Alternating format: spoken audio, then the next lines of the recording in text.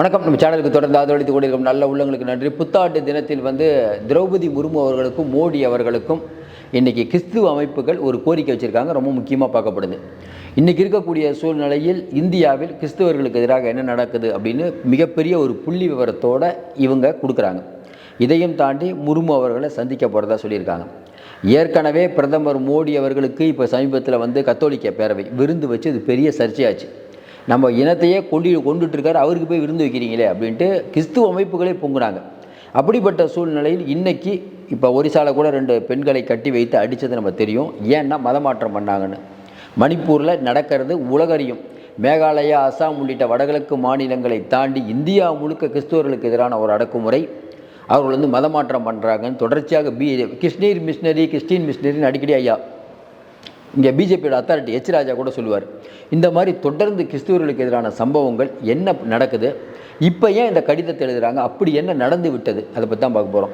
முதல்ல அவங்க அறிக்கையில் சொல்லியிருக்கிறத படிச்சிருவோம். படித்தா 400 மூத்த கிறிஸ்துவ தலைவர்களும் 30 சர்ச் குழுக்களும் செவ்வாய்க்கிழமை நேற்று ஜனாதிபதி திரௌபதி முர்மு மற்றும் பிரதமர் நரேந்திர மோடிக்கு ஒரு பெரிய பகிரங்கமாக ஒரு கடிதம் எழுதுகிறாங்க. அந்த கடிதத்தை எழுதிட்டு பொதுவெளியிலையும் கொடுக்குறாங்க. 400 கிறிஸ்துவ தலைவர்கள், அதுதான் முக்கியம். அதில் 400 கிறிஸ்துவ தலைவர்னால் பல மாநிலங்களில் இவர்கள்லாம் இருக்காங்க, ஒரு மாநிலம் இல்லை. அந்தந்த மாநிலத்துக்குன்னு பிஜேபி ஓட்டாக பார்த்தா கூட பெரிய ஓட் பேங்க் இருக்குது. அப்படிப்பட்ட சூழ்நிலையில் உங்கள் ஓட் பேங்க்கை ஆட்டம் காணுகிற அளவுக்கு இது நடக்குது. ஏற்கனவே இஸ்லாமியர்கள் ஒருத்தர் ஓட்டு போட மாட்டாங்க. கிறிஸ்டினில் கொஞ்சம் நஞ்சம் அப்படியே அவங்கள ஓட்டு போட மாட்டாங்க, கொஞ்சம் நஞ்சம் பேர் சுமாராக ஓட்டு அதையும் கெடுக்கிற மாதிரியான வேலைகளை இன்றைக்கி பிஜேபி பண்ணுது. தொடர்ந்து அதை பண்ணலேனா தான் அதிசயம். சரி, இப்போ இந்த என்ன சொல்லியிருக்காங்க, கிறிஸ்மஸ் காலத்தில் நாடு முழுவதும் கிறிஸ்துவ கூட்டங்களை குறிவைத்தது குறைந்தது 14 வன்முறை சம்பவங்கள், அச்சுறுத்தல்கள் மற்றும் இடையூறுகள் ஏற்படுவதை சுட்டிக்காட்டி தேவாலய குழுக்களும் ஒரு செய்திக்குறிப்பில் சொல்லியிருக்காங்க. 14 இடம் சொல்லி அவங்க 14 இடத்த மெயின்டைன் பண்ணுறாங்க. அதில் தமிழ்நாடு இல்லை, தமிழ்நாடு இருக்காது. ஏன்னா இங்கெல்லாம் வெளுத்து விட்ருவாங்கன்னு தெரியும். முதல்ல இங்கே ஆளே இல்லை, ஆள் இருந்தால் என்ன பண்ணுறது. இன்னும் குறிப்பாக சொல்லணும்னா ஆர்எஸ்எஸ்ஐ பற்றி எம்ஜிஆர் சொன்ன வார்த்தை தான். இவங்க அடிக்கடி எம்ஜிஆர்மாங்க. அதாவது நம்ம அண்ணாமலை எம்ஜிஆர் அவர்களும் மோடியும் ஒன்றுனாங்க. ஆர்எஸ்எஸ்ஐ பற்றி நான் நினைத்தது ஒன்று, ஆனால் இப்படி ஒரு மோசமானவர்கள்னு எம்ஜிஆர் சொன்னாரா இல்லையா? டெல்லிக்கு அவர் போயிட்டு இருக்கும்போது ஆர்எஸ்எஸ்காரங்க இதே மாதிரி கும்பலாக போய் வழிமறித்து பெரிய பிரச்சனை பண்ணாங்க. இங்கே இருக்கக்கூடிய அந்த பிஜேபியில் கமலாயத்தில் இருக்காங்க, அவங்கள வரலாறு தெரியுமான்னு தெரில. ஏன்னா வரலாறே தெரியாமல் இருக்காங்க. ஆமாம், வரலாறை மாற்றி அமைக்க வேண்டும் என்று தலைவர் சொல்கிறாருன்னா தொண்டர்கள் அவ்வளி. இவங்களுக்கு வரலாறுன்னு தெரியல, பூகோளமும் தெரியல. ஐயா ஆளுநர் முனிவர்களாலும் ரிஷிகளாலும் இந்த உலகம் படைச்சதுங்கிறாரு. காமெடியாக இருக்குது. ஆனால் உண்மையிலே சொல்கிறேன், ஆளுநர்னு சொன்னாலே ஒரு குதூகலம் வந்துடும் தமிழ்நாட்டு மக்களுக்கு. நமக்கும் பேசும்போதே ஆளுநர்னு சொல்லுங்கள் ஒரு குதூகலம், அண்ணாமலைன்னு சொல்லுங்கள் அது ஒரு குதூகலம். ஆளுநர் ஒரு மாதிரி யோசிப்பார், அண்ணாமலை யாரையும் நினைக்காத ஒன்று யோசிப்பார். சாட்டையார் அடித்தார் பாருங்கள். இதுவரை எத்தனையோ அரசியல் தலைவர்கள் இருக்கலாம், ஆனால் இந்த மாதிரி ஒரு திங்கிங் வந்தது பாருங்கள். இந்த படத்தில் கேட்பாங்களே எப்படா இந்த மாதிரி ஐடியாலாம் வருதுன்னு, அதே தானாக வருதுங்கிற மாதிரி இயற்கையிலே புத்திசாலிங்க. அவரெல்லாம் இயற்கையிலேயே புத்திசாலிகளால் மட்டும்தான் பிஜேபியில் சேர முடியும். ரொம்ப சீரியஸாக வேறு பேசுகிறாங்க அவங்க. வானதி அவர்கள், அமர் பிரசாத் ரெட்டி, அப்புறம் வேறு யார் இருக்கா, விழுதுகள் அவரெல்லாம். இருந்தாலும் அவர் கொஞ்சம் தலைவராக உயர்ந்துட்டார். சிலைக்கு போயிட்டு வந்தால் தலைவர்னு அண்ணாமலையை சர்டிஃபிகேட்லாம் கொடுத்துட்டார். ஹெச் ராஜா தான் முக்கியமான தலை. அதுக்கப்புறம் இவங்க நம்ம 2 ஸ்டேட்டை கட்டி ஆண்ட நம்மளுடைய தமிழிசை சவுந்தரராஜன் பாவம் எப்படி இருந்தானா எப்படி விழுந்து நினைச்சிட்டாங்க. அப்புறம் விஜயதாரணி பாவம். அவங்க பாவம் கட்சியில் இருக்காங்களா இல்லையான்னு தெரியல. பாவம் அவங்கள நல்லா கொண்டு இந்த மாதிரிலாம் பண்ணி விட்டு போனால் நமக்கு அது வேறு கவலையாகுது. பாவம் தான் அவங்க. உண்மையிலேயே காங்கிரஸ்லேயே அது ஒழுங்காக இருந்திருப்பாங்க. காங்கிரஸ்காரங்க சொல்கிறாங்க நம்ம எங்ககிட்ட பண்ண பாவம், அங்கே தான் நிற்கிறீங்க. இது இப்படி போயிட்டு இருக்கும்போது இதில் எங்கே பிரச்சனை வருது அப்படின்னு பார்த்தீங்கன்னா, இந்துத்துவா அப்படிங்கிற ஒரு கொள்கையில் பிஜேபி ரொம்ப தீவிரமாக இருப்பாங்க. அதோடைய ஆர்ஜினே அதுதான். இப்போ கிறிஸ்துவ அமைப்புகளை வைத்து கிறிஸ்துவர்கள் ரொம்ப நாள் பொறுமை காத்தாருங்க. இப்போ இஸ்லாமியர்களை பார்த்தீங்கன்னா இஸ்லாமிய தீவிரவாதிகள்னு ஒரு பேர் சொல்லுவாங்க, கிறிஸ்துவ தீவிரவாதிகள்னு சொல்ல மாட்டாங்க. அவங்களும் ரொம்ப நாள் ஒரு கண்ணத்தில் அடைந்தால் மறுகண்ணத்தை காட்டுன்னு எவ்வளோ நாளுங்க காட்டிக்கிட்டே இருப்பாங்க. கொஞ்சம் யோசனை பாருங்கள். ஒரு அளவு பண்ணலாம், ரொம்ப நீங்கள் பண்ணிங்கன்னா இந்த ஒடிசாவில் நடந்ததெல்லாம் ஏற்கனவே பாதிரியார் அடிச்சிங்க, அதுக்கும் அமைதியாக இருந்தாங்க. மறுபடியும் 2 பொம்பளைங்களை கட்டி வச்சு அடிக்கிறீங்களே, அதெல்லாம் என்ன பெண்களுக்கு பாதுகாப்பான்னு நீங்கள் வேறு பேசுறீங்க. பெண்களுக்கு பாதுகாப்பு உங்கள் ஆட்சியில் தான் பெண்களே இப்போ பாதுகாப்பாக இல்லாமல் இருக்காங்க. இப்படி போயிட்டுருக்க சூழ்நிலையில் இன்னொன்று இதில் எழுதியிருக்கவங்க யாருன்னா நிறைய பெரிய லிஸ்ட்டு. தாமஸ் ஆப்ரிகான், டேவிட்டு, ஹரி, நிறைய பல ஸ்டேட்லேருந்து எழுதியிருக்காங்க.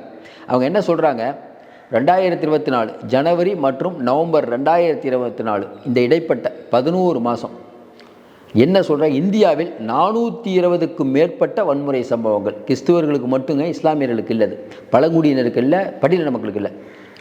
அப்புறம் பார்த்தீங்கன்னா யுனைடெட் கிறிஸ்டியன் அப்படிங்கிறவங்க என்ன சொல்கிறாங்க, பதிவு செய்த வழக்குகளில் 750 வழக்குகள் உட்பட சிக்கலான புள்ளி விவரங்களை அவர்கள் சுட்டிக்காட்டினர். மதமாற்ற தடை சட்டங்களை தவறாக பயன்படுத்துதல், மத சுதந்திரங்கள் அதிகரித்து வரும் அச்சுறுத்தல்கள், வெறுப்பு பேச்சு மற்றும் தலித் கிறிஸ்துவர்களின் பட்டியல் ஜாதி அந்தஸ்தை மதுக்கும் கொள்கை முடிவுகள் இந்த இன ரீதியான மோதலை முன்னெடுத்து எடுத்துக்கொள்கிறது. 2023 முதல் வன்முறையால் 250க்கும் மேற்பட்டோர் கொல்லப்பட்டனர். 2023 250 பேர் கொல்லப்பட்டனர். உங்களுக்கு தெரியும் 2023 என்ன நடந்ததுங்கிறது நாடறியும். இஸ்லாமியர்களுக்கு எதிராகவும் கிறிஸ்துவர்களுக்கு எதிராகவும் பட்டியலின மக்களுக்காகவும் தொடர்ந்து இவர்கள் இப்போ இந்த புள்ளி விவரத்தை சொல்லியிருக்காங்க. இந்த புள்ளி விவரம் இவங்க கொடுத்ததில்லை, அரசாங்கத்துடைய புள்ளி விவரமே தான். அதையும் தாண்டி 360 தேவாலயங்கள் அழிக்கப்பட்டன. ஆயிரக்கணக்கானோர் இடம்பெயர்ந்த மணிப்பூரில் அமைதி மற்றும் நல்லிணக்கத்தை வளர்ப்பதில் வெளிப்படையான பங்கை வகிக்க வேண்டும் என்று தலைவர்கள் பிரதமருக்கு வலியுறுத்தினர். மத சிறுபான்மையினரை குறிவைக்கும் சம்பவங்கள் குறித்து விரிவான விசாரணை மற்றும் பாரபட்சமற்ற நீதிக்கு உத்தரவிட வேண்டும் என்று கேட்டுக்கொள்கிறோம். இதை ஜனாதிபதி மற்றும் பிரதமருக்கு நாங்கள் அழைப்பாக விடுக்கிறோம். அனைத்து நம்பிக்கை அதாவது ஒருவரின் நம்பிக்கை அப்படிங்கிறத நீங்கள் கொச்சப்படுத்தக்கூடாது அப்படின்னு இந்த கட்டுரை எழுதியிருக்காங்க. இந்த விஷயம் 400 பேர் எழுதின கடிதம் இன்றைக்கி இந்தியா முழுக்க இருக்கக்கூடிய கிறிஸ்துவர்கள் பார்வையில் படும். ஏன்னா கிறிஸ்துவ அமைப்புகளில் கண்டிப்பாக இப்போ நம்ம பேசுகிறத கிறிஸ்துவர்கள் நிறைய பேர் பார்ப்பாங்க. ஏன்னா கிறிஸ்துவர்களுக்கு எதிராக ஏதோ சொல்ல போகிறாங்க அப்படின்ட்டு நிறைய பேருக்கு தெரியாமல் இருக்கிறதுக்கான வாய்ப்பே இல்லை, தெரிஞ்சிச்சு. ஏன்னா சர்ச்சிலலாம் சொல்லுவாங்கல்ல. இப்போ பிஜேபி ஒரு விஷயம் புரியுது, இந்த விஷயம் இங்கே மட்டும் இல்லைங்க. பிஜேபி என்ன நினைக்கிறாங்கன்னா, ஏன் இதை பார்த்து அவங்க கொஞ்சம் பதறாங்கன்னா, இஸ்லாமிய நாடுகள் கிறிஸ்துவ நாடுகளுக்குள்ளே இவங்க ஏகப்பட்ட டீலிங் பண்ணிகிட்டு இருக்காங்க. ஒரு இந்த இவங்க அந்த ஒரு அவங்க பேருனா நுபுல் சர்மான்னு ஒரு பொம்பளை வந்து அந்த அம்மா அப்படி தான் சொல்லணும். ஒரு அம்மா வந்து இவங்களை நம்ம பேர் என்னது முகமது நபி அவர்களை பற்றி தவறாக பேசி ஒரு பெரிய சர்ச்சையாச்சு. அந்த லேடிக்கு இவர்கள் கொடுத்த தண்டனை என்ன? பிஜேபி சின்ன சின்ன அரேபிய நாடுகள்லாம் நமக்கு கண்டனம் தெரிவித்தாங்க, நம்ம நாட்டுக்கு கண்டனம். அவங்க பேசின ஒரு வார்த்தையால் யாரை பற்றியாவது பேசலாமா? இப்போ நம்மளே சொல்கிறோம்ல, இல்லைங்க பெண்ணு சொல்லணும் டக்குன்னு வார்த்தை வந்துருச்சுன்னு. ஆனால் அவர்கள் ஏன் அதை நினைக்க மாட்டுறாங்க? ஒருவருடைய மத சம்பந்தப்பட்ட ஒரு பிரச்சனையை பேசும்போது எவ்வளோ எச்சரிக்கையாக பேசணும். அதுக்கப்புறம் பார்த்திங்கன்னா இன்னொரு பிரச்சனை, பிஜேபிக்காரங்க கிறிஸ்துவர்களை பற்றியும் இஸ்லாமியர்கள் பற்றி, அதுவும் பார்த்திங்கன்னா பாகிஸ்தானை நம்ம கேரளாவை மினி பாகிஸ்தான் அப்படிங்கிறாரு சதீஷ் ராணேவுடைய பையன், முன்னாள் முதலமைச்சரோட பையன். யாருன்னா இப்போ மீன்வளத்துறை அமைச்சர். ராகுலுக்கும் பிரியங்காவுக்கு ஓட்டு போட்டவங்களாம் தீவிரவாதிகள்லாம், கேரள மக்களையே தீவிரவாதிகள் அப்படின்னு சொல்கிறாருன்னா யார் அந்த தைரியத்தை கொடுத்தது? இப்படி வெளிப்படையாக அச்சுறுத்தல் வருது அப்படின்னு இவங்க எழுதியிருக்கக்கூடிய கடிதம் பரபரப்பு. என்ன நினைக்கிறாங்கன்னா, இங்கே பிரச்சனை இல்லைங்க, இது அமெரிக்கா உள்ளிட்ட நாடுகளில் இவங்களுக்கு வேறு மாதிரி பிரச்சனை போகும். அதனால தான் பிஜேபி பதறதுக்கே காரணம், இந்தியாவில் தான் அவங்க ஓட்டு போட மாட்டாங்கன்னு தெரியுமே எங்களுக்கு. ஏன் இந்த அளவுக்கு இவங்க பதறாங்க பிஜேபியில் அப்படின்னா, இதுக்கு பெருசாக ரியாக்டே பிஜேபி இது வரைக்கும் கொடுக்கல. அவங்க கேட்குற புள்ளி விவரம், இத்தனை சம்பவங்கள் நடந்துச்சா இல்லையா அப்படின்னு கேட்கல, நடந்திருக்குன்ட்டாங்க. இது மறுக்கவே முடியாது. அப்போ இதுக்கெல்லாம் என்ன நீங்கள் நடவடிக்கை எடுத்தீங்க? அதையும் தாண்டி இந்துக்களுங்க நீங்கள் இந்துக்களையே ஒன்று கூடுங்கள், ரைட். இந்துக்கள் எத்தனை கோயில் இந்த மாதிரி அடிபட்டிருக்குது, இடிக்கப்பட்டிருக்கு, கொஞ்சம் வரலாறு காட்டுங்க. இப்போ இந்துக்கள் கோயில் எங்கேயாவது இடிச்சிட்டாங்களா?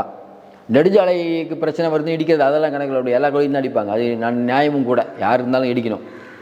இந்து கோயில்களுக்கு பாதுகாப்பு இல்லை, இந்துக்களே ஒன்று கூடுங்கன்னா எப்படி இந்துக்கள் ஒன்று கூடுவாங்க? இந்துக்களுக்கு எங்கே பாதுகாப்பு இல்லாமல் இருக்குது? ஏதாவது ஒன்று எடுத்தால் போதும். இப்போ திமுக அதனுடைய கூட்டணி கட்சிகள்லாம் பாருங்கள், எப்பயுமே சிறுபான்மை வாக்குகளை மையமாக வைத்து செயல்படுது. ஏங்க இப்போ இது ஏதாவது பேச்சா? பெரும்பான்மையினர் ஓட்டு போடாமல் சிறுபான்மையினர் ஓட்டை வச்சு மட்டும் திமுக ஜெயிக்க முடியுமா? இதெல்லாம் ஒரு பேச்சா? எப்பயுமே பெரும்பான்மையான சமுதாயம் சிறுபான்மைக்கு அரணாக இருக்கணுங்க. பெரியவங்க நம்ப இருக்கோம், சின்ன பசங்க ஏதாவது தப்பு பண்ணுவாங்க, அதான் உடுப்பா. இப்போ சின்ன பையன் ஒரு பெரிய தாத்தாவை அடிக்கிறான், திருப்பி அடிப்பார் அவர்.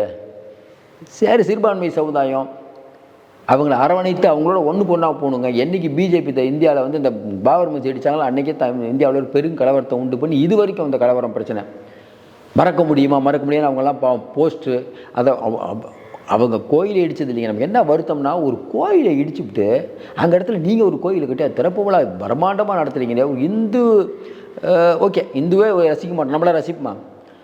ஒரு இஸ்லாமிய ஒரு இளைஞருக்கு என்ன கோபம் இருக்கும் யோசனை? ஏம்பா அவங்களுடைய இதே இடிக்கிறீங்க, அங்கேயே ஒரு கோயில் கட்டுவீங்க, அது உலகத் தலைவரெல்லாம் கூப்பிடுவீங்க, அது கொண்டாடுறீங்க, பிரதமரை போய் திறந்து வைக்கிறார்.